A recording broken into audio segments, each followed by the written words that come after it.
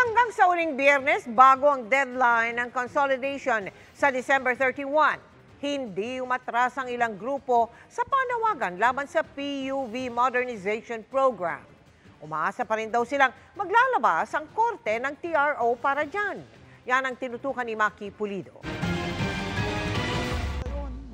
Wala na kami magiging hanap buhay, wala na.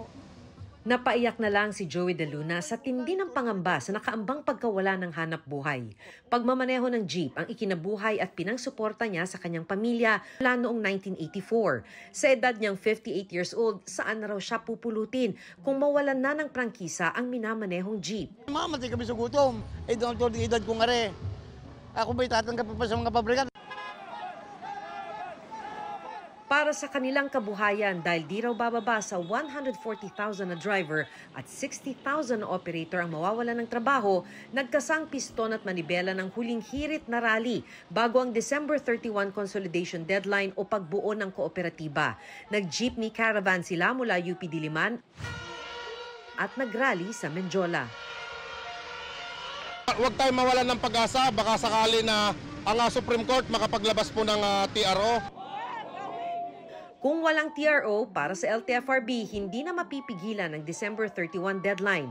Bukas sa mga opisina ng LTFRB ngayong weekend hanggang 5 p.m. sa linggo para tumanggap ng consolidation applications. Pagpasok ng 2024, bawal nang mamasada ang mga hindi pa nag-a-apply para sa consolidation kung sa ruta nila ay 60% consolidated na.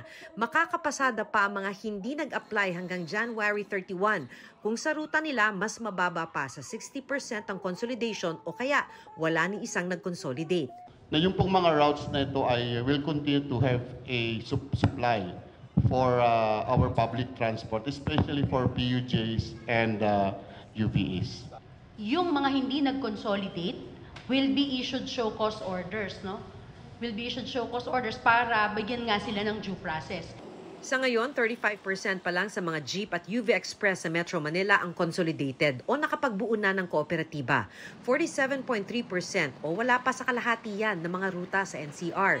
Pero naniniwalang LTFRB na may sapat na pampublikong transportasyon para sa mga mananakay kahit pa rush hour. Para sa GMA Integrated News, Maki Pulido, nakatutok 24 oras.